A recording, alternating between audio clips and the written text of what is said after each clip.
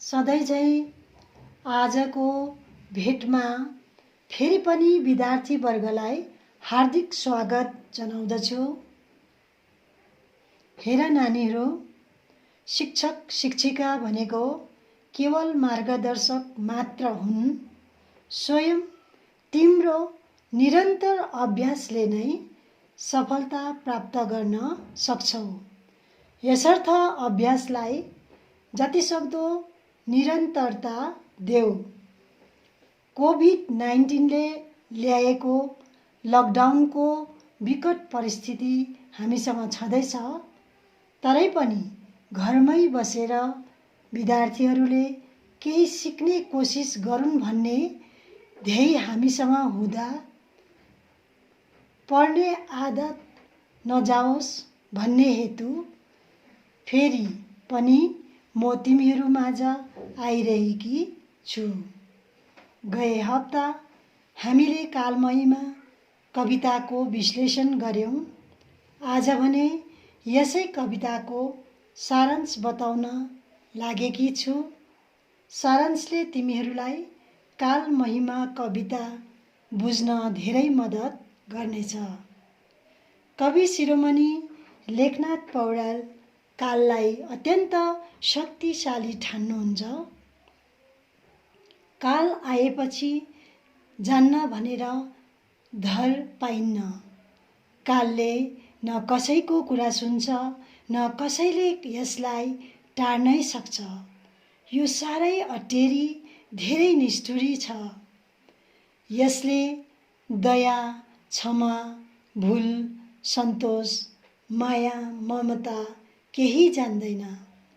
इन्द्रै भगवानले बिन्ती गरे पनि यसले सुन्दैन। जसको मिति पुगेको छ टपक्कै टिपेर लान्छ। टिप्ने काममा यसले कहिले भुल गर्दैन। कालको निम्ति राजा प्रजा, चोर साधु, साना ठुला सब समान छन्।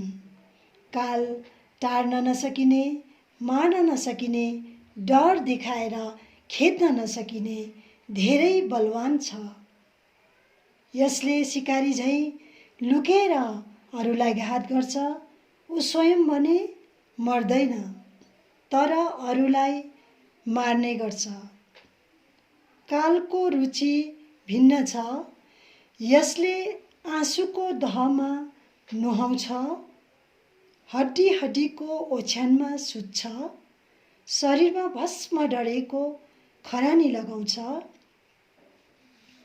रोदनले भरिएको हाहाकारको सङ्गीत गाउँछ। यसले भोजन चपाएर कहिले खाँदैन, सुलुक्क निल्छ। चपाउन थाले आहारा नपाउँदो हो, फेरि खाएको त्यति नै बेला उगेल्ने काम पनि गर्छ। यसले खाना पचाउँदैन, भनौँ कालले पुनर्जन्मको मौका दिन्छ। सृष्टिको सुरुदेखि नै आहारा पाइरहेको छ, खाइरहेको छ, तर अघाएको छैन।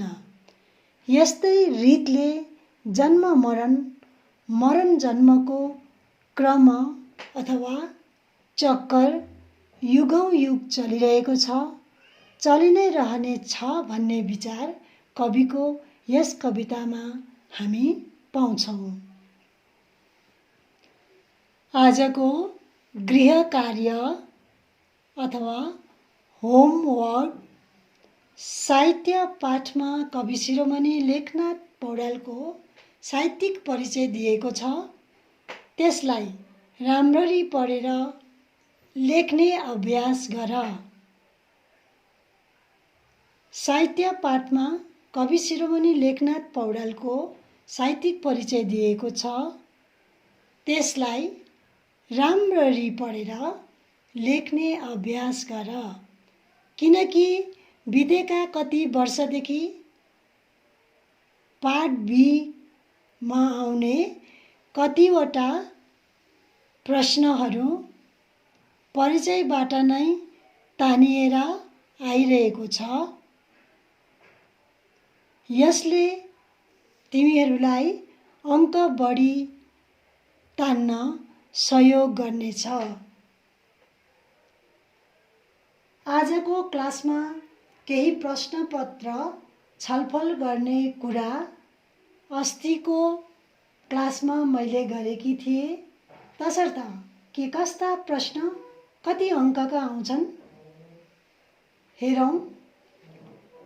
सायद तिमीहरूलाई थाहा नै छ, हायर सेकेन्ड्रीको परीक्षामा नेपाली पेपर 100 अङ्कको हुन्छ।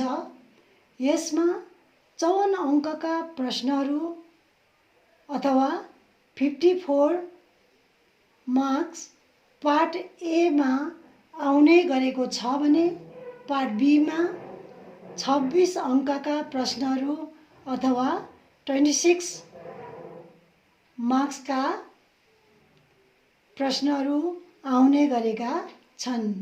बाँकी 20 अङ्क अथवा 20 अङ्क भने परियोजना अथवा प्रोजेक्टमा हुन्छ। कविता भागबाट भने 15 अङ्कको प्रश्न आउने गरेको छ। आज म जम्मै प्रश्नको कुरा नगरेर केवल नमुनाको लागि कालमहिमा कविताबाट के कस्ता प्रश्नहरू तयारी हुन्छन् त्यस विषयमा छलफल गर्नेछु। कविताको प्रश्नहरू पार्ट ए अनि पार्ट बीमा दुवै ठाउँमा आउँछ।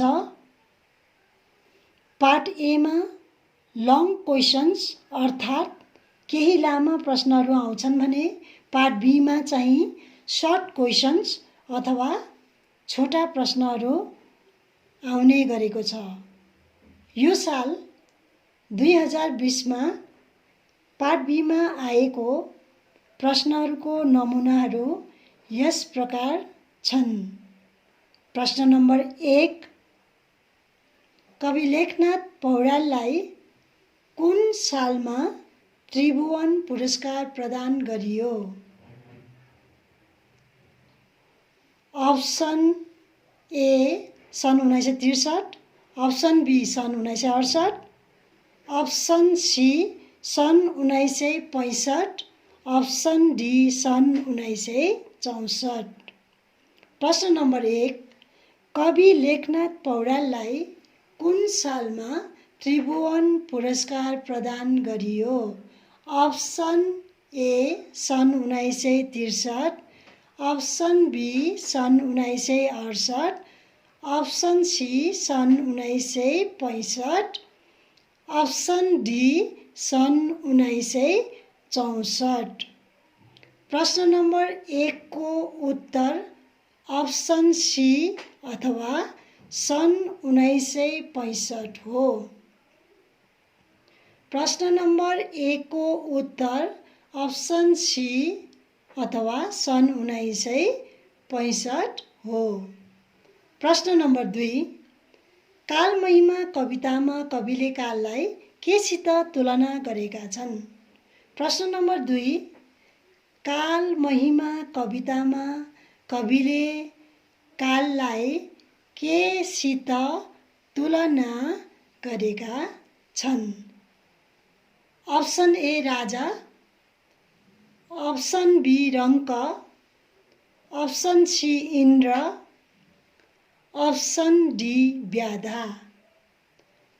अप्सन ए राजा, अप्सन बी रङ्क, option C Indra, option D व्याधा। प्रश्न नम्बर 2 को उत्तर अप्सन डी अथवा व्याधा हो। प्रश्न नम्बर 2 को उत्तर अप्सन डी अथवा व्याधा हो। अब कालमहिमा कविताबाट 2020मा आएको लामा प्रश्नहरू म यहाँ राख्न गइरहेकी छु। प्रश्न राख्नभन्दा अघि कविताको 2 लहर पढ्नेछु। नानीहरू त्यसलाई ध्यान दिएर अन्डरलाइन गर्न सक्छौ।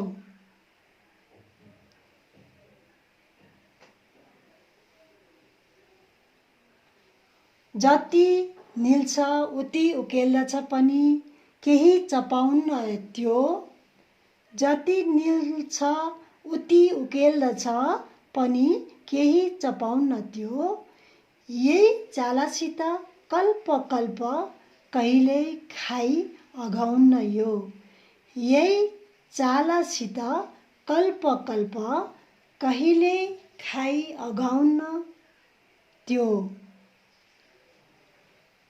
अब प्रश्न राख्न गइरहेकी छु।